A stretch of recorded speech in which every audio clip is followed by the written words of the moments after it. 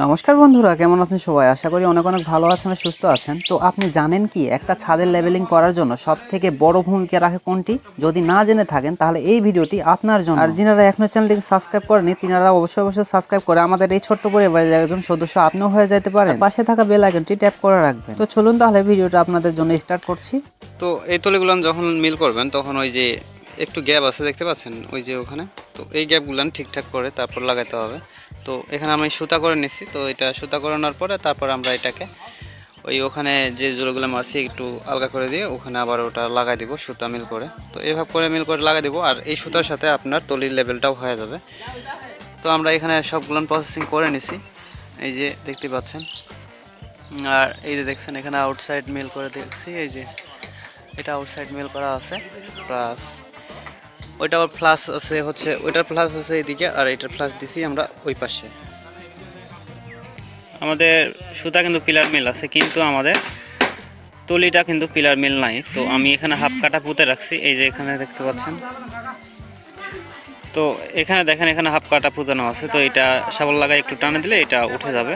আর এটা একটু উঠাই দিয়ে আমরা এই সুতাটা যেটা আছে এই সুতা প্লাস করে এটা লাগাই দিব। তো সুতা কিন্তু আমার পিলার লেভেল আছে, ওই কানিটা একটু সমস্যা হয়েছে, তো ওটাও সমাধান হয়ে যাবে তলি লাগার পরে। ওই যে ওইটা উঠবে, তো এটা উঠে আমি সুতা লেভেল করে নিব। এই সুতা লেভেল করে নিয়ে তারপর এই তলিটাকে আটকায় দেবো, ঠিক আছে? তো আপনারা এইভাবে করে আটকায় নেবেন। তো প্রত্যেকটা আমার হয়ে গেছে, তারপরে সবগুলান হয়ে গেলে এইভাবে করে পলিথিন আমি লাগাই নিচ্ছি। পলিথিন লাগাই নিলে হবে কি আপনার যে মশলাগুলান থাকবে ওগুলান পড়বে না। তো সম্পূর্ণ পলিথিন আমি লাগাই নিচ্ছি, এখানে দুজনে লাগাই দিছি। আর আমাদের যতগুলান তলি ছিল সবগুলান আটকানো হয়ে গেছে, কালকে থেকে আমরা বিম শাটার করবো। এই যে দেখেন আমরা সুতাটা মিল করে দিছি, দেখছেন? এখন এইভাবে করে মিল করে দিয়ে ওই যে দেখেন আমাদের পুরোপুরি কিন্তু সোজা হয়ে গেছে, কিন্তু একটু মাঝখানটা আছে বাঁকা, ওটাও আমরা সোজা করে দিতে পারবো। ওটা কেমন করে সোজা করবো সেটা বোর্ড লাগার সময় আপনাদের দেখাই দিব। তো আপনারা তলির মধ্যে আগেই এটা করে নেবেন পলিথিনগুলান, কারণ তলিতে পলিথিন না করলে পরে দিতে ঝামেলা হবে। তো আগে পলিথিনগুলান লাগাই নিতে হবে। তো আমি নাহিদ আর জামাইকে লাগাই দিছি, ওনারা পলিথিন লাগাই নিচ্ছে। তো সম্পূর্ণটা পলিথিন করে দেবো আজকে। আজকে আর বোর্ড লাগানো হবে না, বেলা চলে গেছে। আজকে সারাদিনে যা দেখতেছেন এগুলান কাজ করলাম। বোর্ডগুলান আমার আগে থেকে বানানো ছিল আরেকটা সাইডের, তো ওই বোর্ডগুলান নিয়ে এসে লাগাই দিচ্ছি এখানে। পুরান এগুলান আমরা রিপ্লাইং শুধু করছি, আর আমাদের প্রত্যেকটা বোর্ড এখানে বানানো ছিল।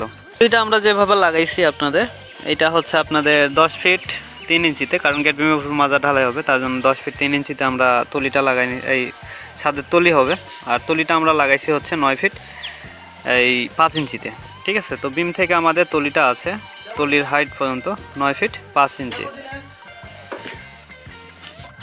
তা আমি যে কাজটা করতেছি ওই যে আপনাদের লেভেলটা করে নিচ্ছি। আমরা সুজনকে নিয়েছি আমার সাথে। তো ওই সুতা দেখতেই পাচ্ছেন, ওই যে তলির উপরে একটা সুতা আছে, তো ওই সুতা লেভেল আমরা করে দিচ্ছি। প্লাস এই পাশে করবো। ওই দেখছেন সুতা কতখানি আপ ডাউন আছে, তো ওইগুলান আমরা সুতা ধরে প্রত্যেকটা তলি মিল করে দিচ্ছি। হ্যাঁ হয়ে গেছে আর ঠেলায় না না।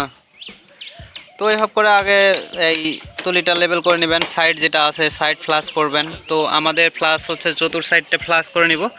আপনাদের এই সাইডটা পুরোটা ফ্লাশ দিছি, প্লাস ওই সাইডটাও ফ্লাশ আছে, তো চতুর সাইডে একটা ফ্লাশ দিতে হবে বিল্ডিংয়ে।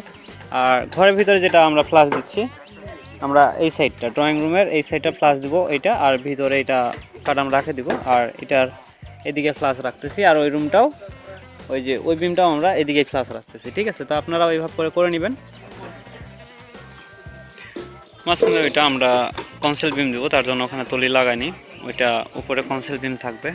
তো আমাদের 4টা রুম আছে, একটা ড্রয়িং রুম আছে, ওই পার রান্নাঘর হচ্ছে, আর এই পার 2টা টয়লেট বাথরুম হচ্ছে এই, আর মাঝখানটা ড্রয়িং রুম।